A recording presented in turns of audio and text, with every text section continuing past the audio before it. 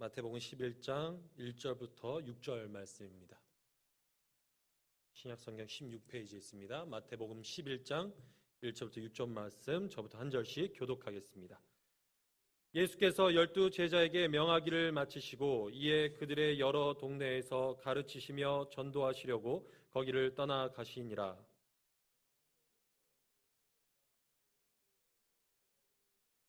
예수께 여짜오되 오실 그이가 당신이오니까 우리가 다른 이를 기다리오리이까.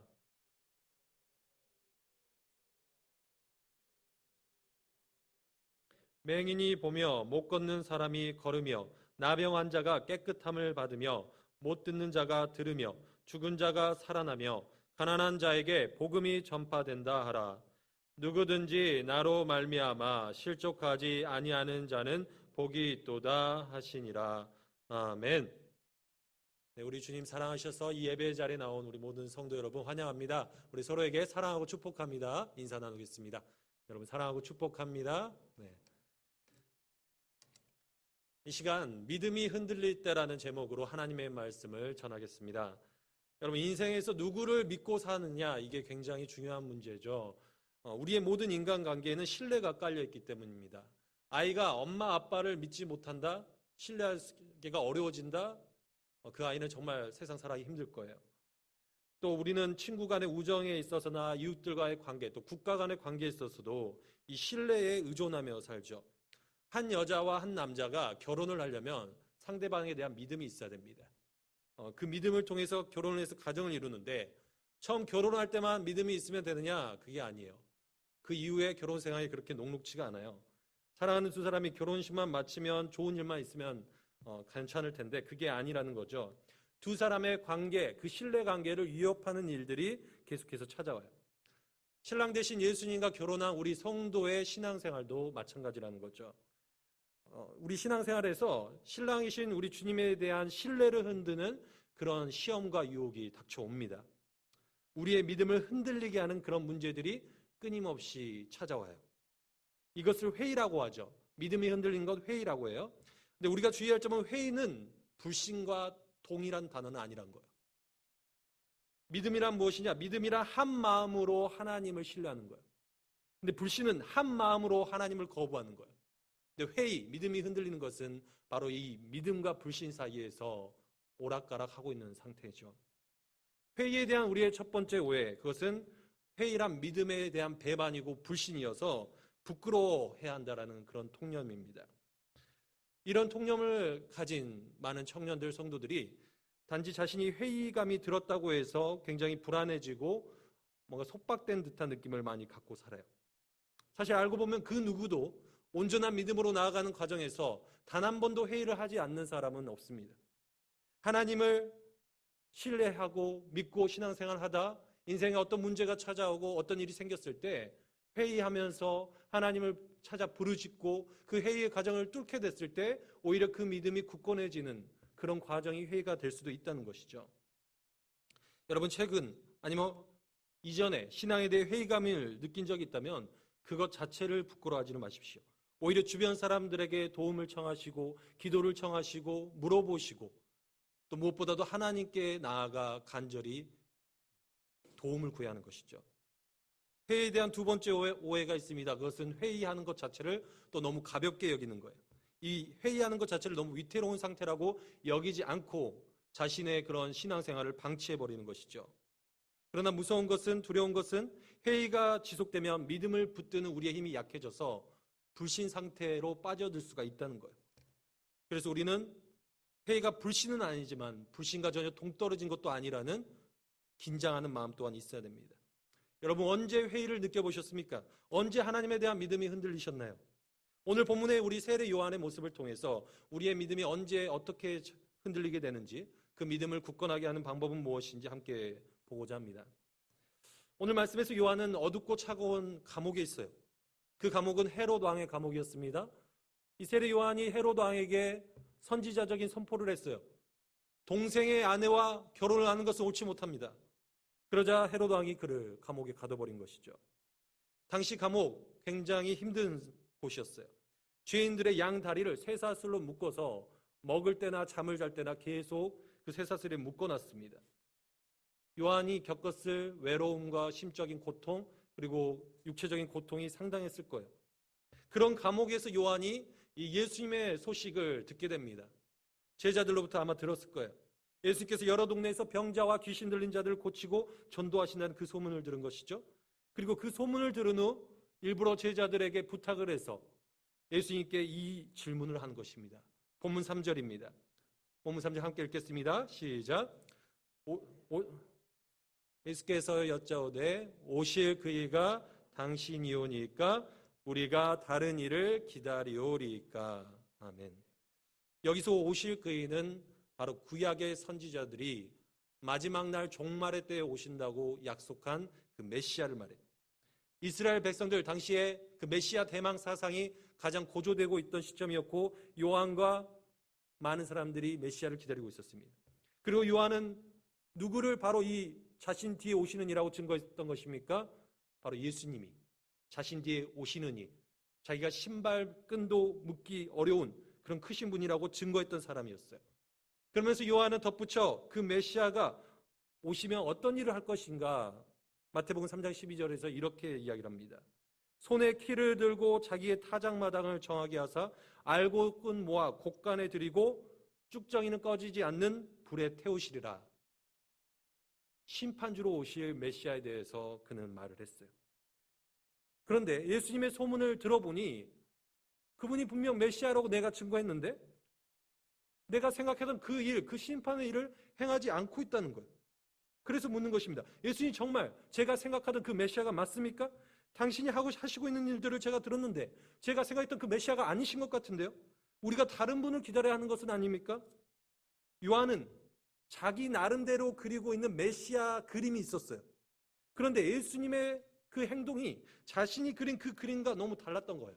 그래서 회의감을 갖게 된 것이죠. 여러분 소개팅을 나가본 적 있으세요? 네, 소개팅 대상에 대한 그 정보를 듣고 그 사람의 사진도 받아봤어요. 그리고 약속 장소에서 기다리는 겁니다. 그런데 약속 시간이 분명히 지났는데 아무리 시간이 지나도 그 사람이 안 나타나요. 내가 받았던 그 왜곡된 사진의 정보와 여러 가지 정보가 그 실제 사람, 내 옆에 있는 사람과 일치하지 않아서 못 알아봤던 거죠. 우리가 어떤 대상에 대한 선입견 때문에 그 사람이 아직 도착하지 않았다고 결론을 내려버릴 수 있습니다. 누군가에 대한 나의 잘못된 그림, 그것은 그 사람과 나의 관계를 망칠 수가 있다는 거예요. 이와 비슷하게 우리는 우리의 머릿속에 잘못된 하나님관을 갖고 있어요. 그걸 집어넣고 하나님은 이런 분이셔야 되는데 왜 이러시지라고 하나님과 나의 그 관계를 망치고 있을 수 있습니다. 내가 갖고 있는 잘못된 하나님에 대한 그림은 탓하지 않고 오히려 이런 문제가 생겼으니 하나님이 하나님답지 못하신 것 아닙니까? 하나님 이런 분이시면 안 되잖아요. 이럴 때 회의가 온다는 것이죠. 여러분 우리는 하나님이 내가 그려놓은 그 하나님 그림에 맞춰주시길 바래요. 그런데 믿음이란 뭐냐? 믿음이란 하나님이 하나님 되시게 하는 겁니다. 믿음이란 성경이 계시한 그 하나님을 받아들이고 그분을 따르는 거예요. 우리는 이론적으로는 하나님에 대한 바른 그림을 가지고 있을 수 있습니다. 그런데 우리가 진짜 갖고 있는 하나님에 대한 그림이 언제 드러나느냐? 바로 내 인생이 절박해질 때, 긴급해질 때, 그럴 때 하나님은 이런 분이셔야 하잖아요. 그런데 왜 이러세요? 그렇게 튀어나온다는 것이죠. 머릿속으로는 그래, 하나님은 내게 고난과 연단도 주실 수 있는 크신 분이셔. 그분은 주권이 있으신 분이셔. 그분은 나와 생각이 다른 굉장히 높으신 분이셔. 이렇게 말할 수 있어요. 그런데 막상 고난이 닥치면 하나님 이건 너무하잖아요. 이건 사랑의 하나님이 아니잖아요. 하나님 정말 저를 사랑하시는 겁니까? 이렇게 말하게 된다는 것이죠. 세례 요한도 자신만의 하나님과 메시아관이 있었답니다. 그것은 바로 이 땅에 임하시자마자 오시자마자 바로 로마 제국의 통치자들과 에돔 족속인 그 헤롯 왕과 이스라엘 백성을 괴롭히고 지배하는 그들을 당장의 그 악인들을 심판하실 메시아 그림을 갖고 있었어요. 그런데 예수님이 그 그림과 안 맞는 겁니다. 예수님은 로마 제국을 심판하시긴커녕 로마의 백부장의 하인을 고쳐주셨어요. 힘센 자들을 모아서 다윗처럼 이방 민족들을 벌하고 다 쓸어버리고 다윗 왕국을 건설해 주시는 것이 아니라 오히려 약한 자들, 죄인들을 찾아가서 그들에게 은혜를 베푸셨어요. 치유하셨어요. 여러분 이 요한의 그림이 잘못된 걸까요? 메시아에 대한 그의 그림이 전혀 근거가 없는 걸까요? 그렇지는 않습니다. 왜냐하면 많은 선지자들이 구원의 날에 불심판을 하실 그 메시아에 대해서 거의 모든 선지자들이 예언을 했기 때문에. 이사야 선지자는 이렇게 예언했습니다. 이방 민족들을 불에 굽는 햇돌같이 가시나무가 불태우듯이 이방 민족들을 불태워버릴, 악인들을 불과 함께 태워버릴 그 메시아에 대해서 예언을 했어요. 그런데 중요한 건 이사야가 예언한 이 부분은 메시아에 대한 반쪽짜리 그림이란 거예요. 반쪽짜리 그림, 온전한 그림이 아니라. 여러분, 누군가가 여러분에 대해서 다른 사람에게 소개하는데 여러분의 여러 가지 종합적인 특징은 설명하지 않고 어떤 한쪽 면만 강조해서 그게 여러분의 전부인 거냐 설명한다면 그게 여러분을 설명할 수 있겠습니까? 그게 나라고 인정할 수 있겠을까요? 그럴 수 없다는 것이죠.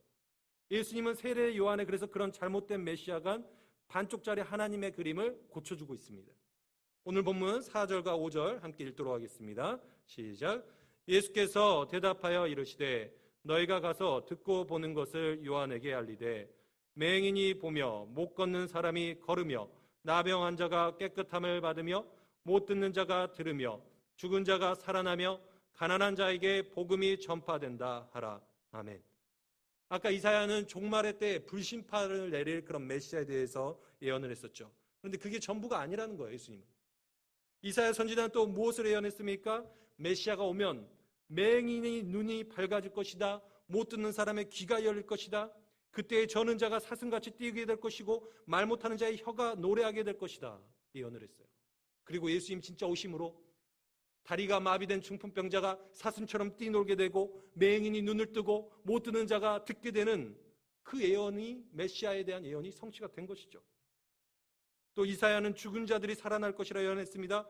주의 죽은 자들은 살아나고 그들의 시체들은 일어나리다 예언했고 예수님 그 예언의 성취로 무덤에 누워있는 나사로에게 일어나 나오라고 했고 나사로는 일어나 나왔어요. 예수님은 메시아의 모습을 보여주셨습니다. 그런데 세례 요한은 자신이 갖고 있는 그 반쪽짜리 그림만 붙들고 예수님이 혹시 그 예언자들이 약속했던 그 메시아가 아닌가 의심했던 것이죠. 만약 예수님이 자신이 말하는 그 메시아, 그 심판주가 아니라면 다른 일을 기다리고 싶다는 생각까지도 했던 것입니다. 여러분, 영화 매트릭스를 보면 기계들로부터 인간을 구원해줄 메시아를 기다려요. 그리고 그가 오는데 그의 이름이 네오입니다. 거꾸로 하면 원, 단 한 사람. 그리고 시온에 모여있는 유일한 인간들이 그에게 큰 기대를 걸어요. 그가 엄청난 능력으로 기계들을 물리치고 자신들을 구원해 줄 것이라고. 그런데 그의 행동이 점점점 자신들의 기대에 부응하지 못한다고 생각하면서 여러 사람들이 나오게 됩니다.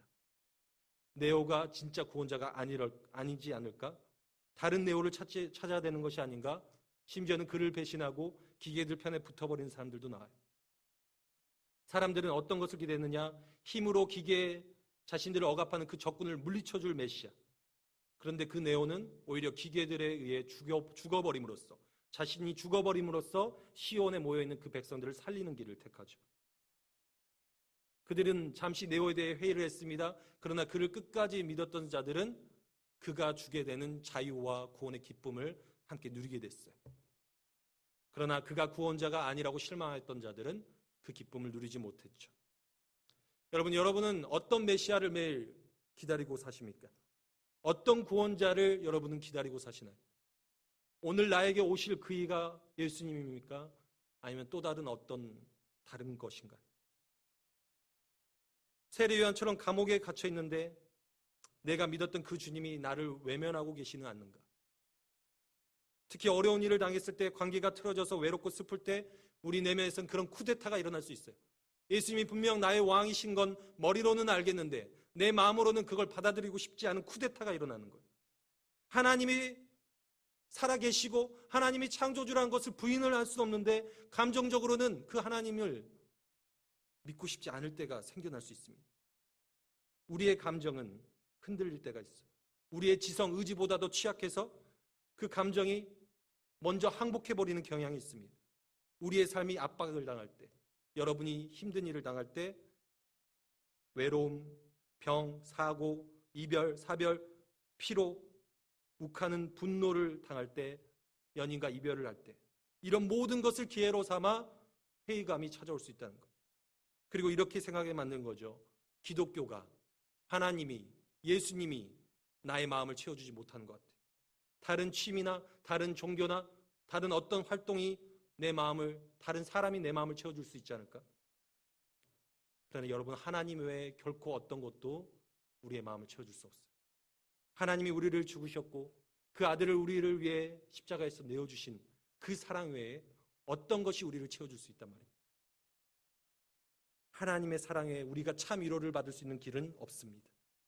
그런데 때로는 그 복음을 머리로는 알겠는데 감정적으로 와닿지 않을 때가 여러분 있을 수 있어요. 그런데 여러분의 감정이 아무리 요동치고 흔들려도 하나님의 신실하심은 변하지 않습니다. 그분의 반석되심은 변하지 않아요. 여러분의 믿음이 아무리 크게 흔들리고 심지어 예수님을 의심한다 하기까지 한다 할지라도 주님은 신실하셔서 여러분을 놓치지 않으실 거예요. 오늘 세례 요한이 예수님에 대한 회의감이 들어서 자신의 제자들을 시켜서까지 당신이 정말 그 메시아 맞습니까? 제가 다른 일을 기다려야 되는 건 아닙니까? 이런 당돌한 질문을 했어요. 근데 예수님이 그를 괘씸하게 여기시거나 그를 버리지 아니하시고 이렇게 말씀하시죠. 오히려 요한이 선지자들보다 더 나은 자다. 여자가 낳은 자 중에 요한보다 큰 이가 없다. 오히려 그를 인정해 주셨어요. 여러분이 아무리 하나님에 대한 그림을 잘못 갖고 있고 그것 때문에 하나님을 원망하고 믿음이 흔들리고 있다 할지라도 주님은 여러분을 놓치지 않으실 거예요. 여러분을 떠나지 아니하시고 신실히 그 자리를 지키고 계실 겁니다. 네가 아무리 흔들려도 너는 내 사랑하는 자녀다. 내가 낳은 아들이고 딸이다. 내가 너를 죽기까지 사랑한다. 그 하나님의 사랑은 변치 않는 겁니다. 저는 제 아들 은찬이 27개월 정도 됐는데요.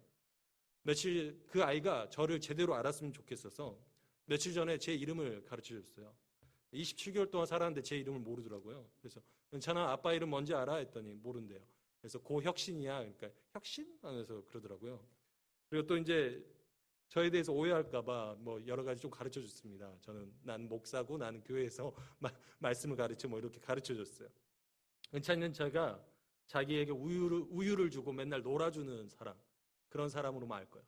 근데 이 아이가 자라면서도 계속 아버지를 그런 사람으로 생각하고 다른 곳에서 무슨 일을 해야 되고 어떤 성격을 가진지를 모르면 오해가 생기고 저와의 관계가 문제가 생기겠죠? 하나님 아버지도 마찬가지입니다. 하나님 아버지는 여러분이 잘못 갖고 있는 하나님 아버지 된 그림, 잘못된 생각을 수정해 주실 거예요. 왜냐하면 하나님에 대한 내 생각은 성경과 다를 때가 많고 하나님의 하나님 되심과 다를 때가 많기 때문에 성경에 계시된 그 하나님이 진짜 하나님이고 내가 내 마음대로 만들어낸 하나님은 우상입니다. 하나님은 친히 그 우상을 우리 안에서 무너뜨리시고 내가 너의 진짜 아빠다. 내가 너를 위해 죽을 수 있는 유일한 너의 아버지다. 가르쳐 주실 거예요. 그렇게 여러분이 거치게 될 그 회의의 시간, 그것은 하나님 아버지를 더 깊이 만나고 알게 되는 시간이 될 것입니다. 여러분 믿음이 흔들릴 때 주님의 이 말씀을 기억하십시오. 누구든지 나로 말미암아 실족하지 아니하는 자는 복이 있도다. 예수님 이 말씀을 여러분 반드시 기억하십시오. 예수님은 여러분이 자신에 대한 오해 때문에 걸려 넘어져서 떠나가도록 내버려 두지 않을 것입니다. 여러분을 일으켜 세워주시고 자신의 사랑을 알려주실 거예요. 바다를 향해 나간 배는 태풍 이후에 그 먹구름 이후에 천둥번개 소리 이후에 오히려 파랗게 펼쳐지는 그 지평선, 수평선, 그것을 보게 됩니다. 여러분의 믿음의 여정도 바로 그와 같아요. 흔들리는 때 옵니다. 그런데 그 먹구름, 그 회의가 끝이 아니라 여러분이 하나님을 간절히 붙들고 또 이 교회 공동체 안에서 함께 그 답을 찾아 나갈 때 하나님께서 도와주실 거예요. 예수님을 찾아왔던 그 한 관원처럼 주께 내가 믿나이다 나의 믿음 없음을 도와주옵소서. 내가 믿나이다 나의 믿음 없음을 도와주시옵소서. 여러분이 지금 회의감이 들고 있다면 그렇게 간절히 하나님께 나아가서 이 회의의 먹구름을 걷어주시고 예수 그리스도의 그 태양 같은 얼굴, 하나님의 얼굴을 보게 해달라고, 그래서 그 하나님을 만나시고 회의에서 확신으로 나아가시는 우리 모든 청년들, 우리 모든 성도님들 되시길 바랍니다. 기도하겠습니다. 하나님 아버지, 우리 안에 회의의 먹구름이 느닷없이 찾아올 때 많습니다. 하나님, 우리의 믿음 없음을 불쌍히 여겨 주십시오. 우리의 연약한 믿음이 아니라 신실하신 주님을 붙들게 하여 주시옵소서. 그래야 아무리 어려운 일, 우리 마음을 정말 힘들게 하는 일이 찾아올지라도 오직 주님만을, 십자가에 달신 그 예수 그리스도만을 붙들고 확신 가운데 나아가는 우리 모든 청년들, 성도들 되게 하여 주시옵소서. 감사드립니다. 우리 주 예수 그리스도의 이름으로 기도드리옵나이다. 아멘. 우리 영상을